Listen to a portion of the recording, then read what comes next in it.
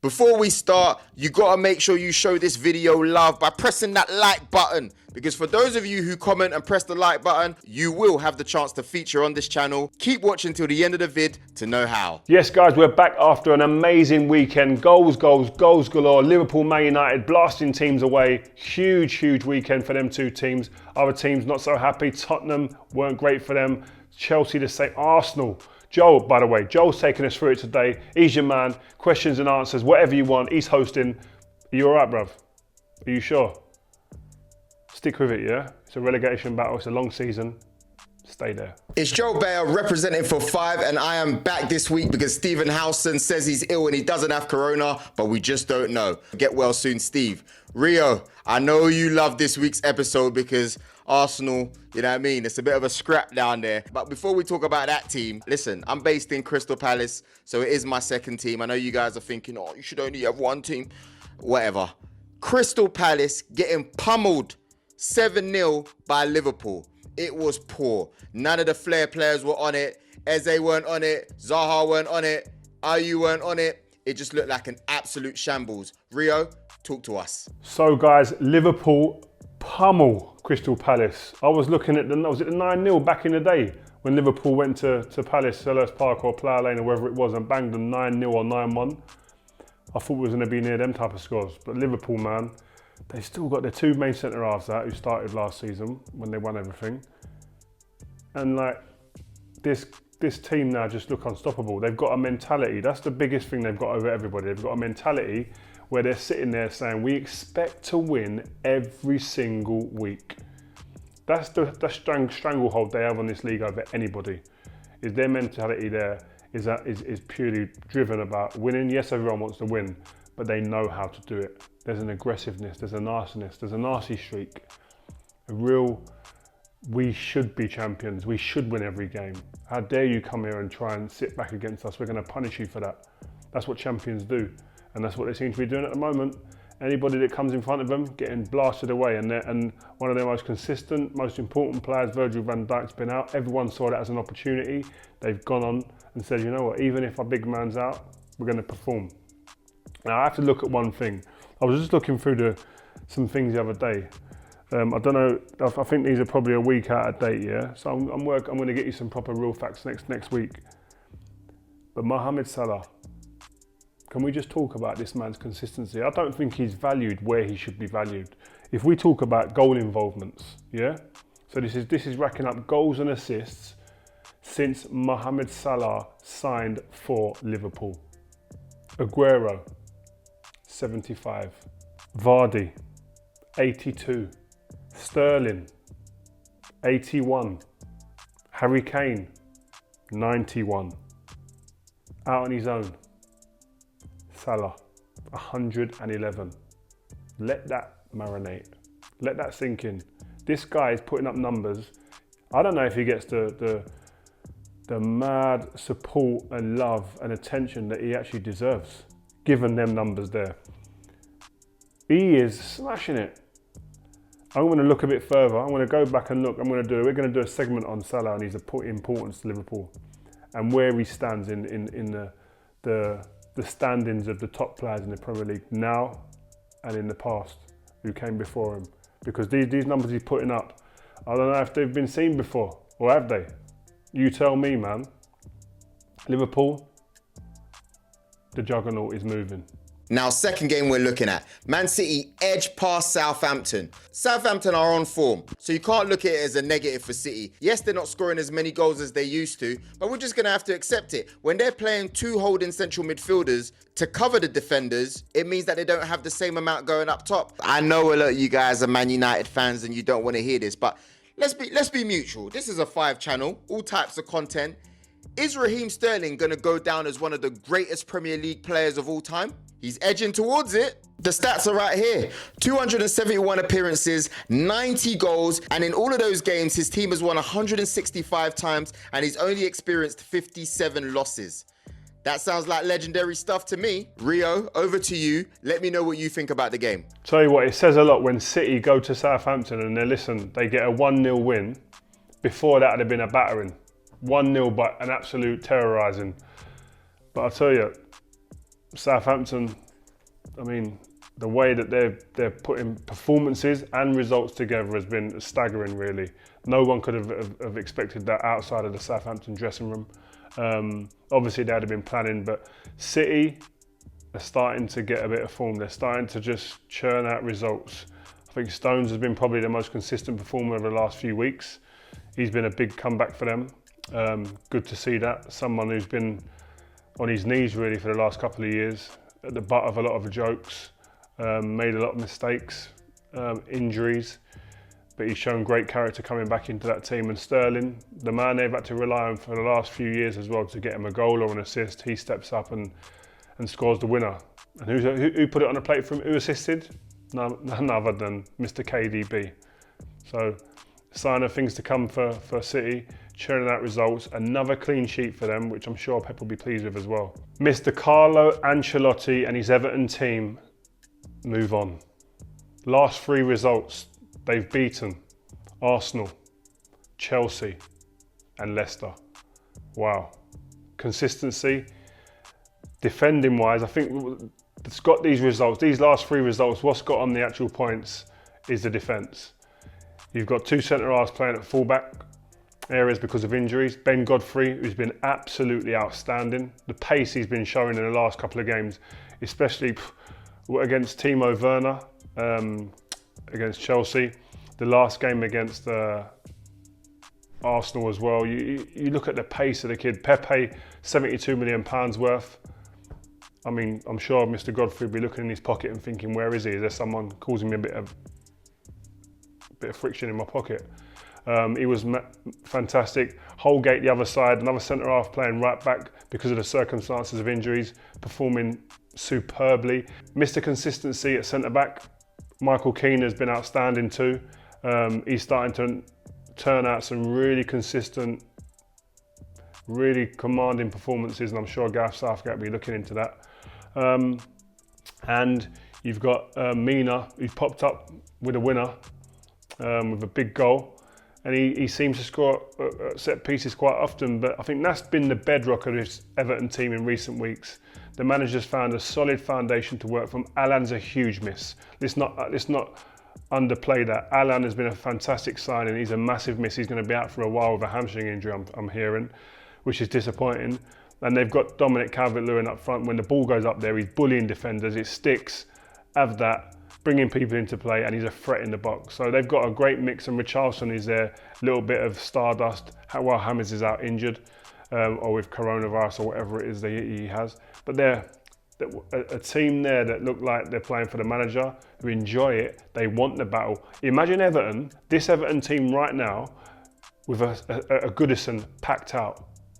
Fortress, that's what it'd be, a fortress. You wouldn't want to go there. Hard enough doing it, you can see for them last 3 games they've had, it's hard enough going there without fans. Imagine with fans. Arsenal, wow. Where do we start? Where's Piers? Piers Morgan, where are you? Joel, where's Joel? Joel. Poet, where are you, man? These guys are on my phone, yeah?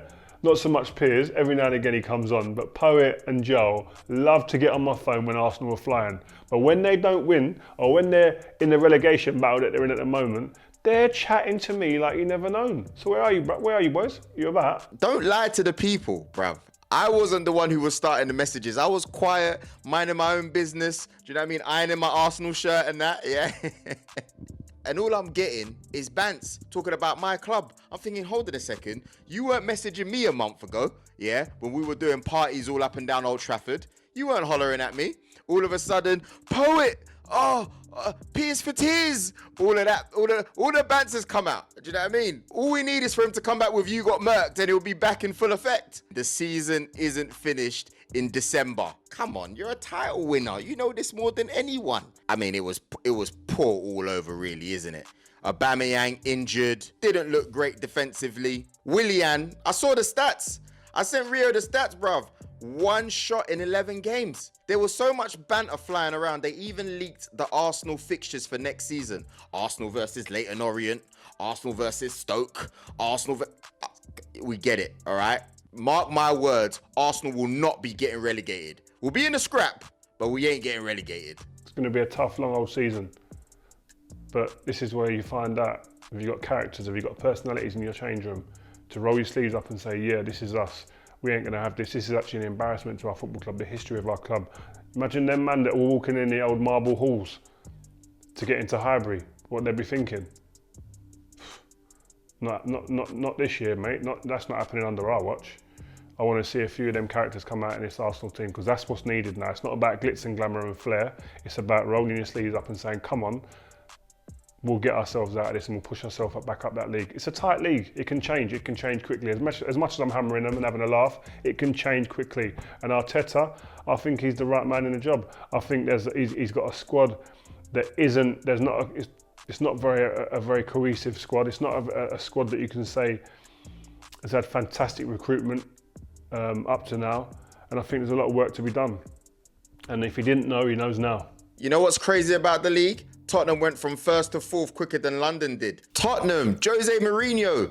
You guys, I thought you guys were the boys. Obviously, I'm an Arsenal fan. I'm going to give you guys a bit of bants, even though I don't deserve to talk about any team. But you're doing the Spursy thing again. You're bottling it, man. You are in a prime position out of all the years to be winning the league. What happened? Rio, give us your analysis on the game. Boris Johnson spoiling our Christmas.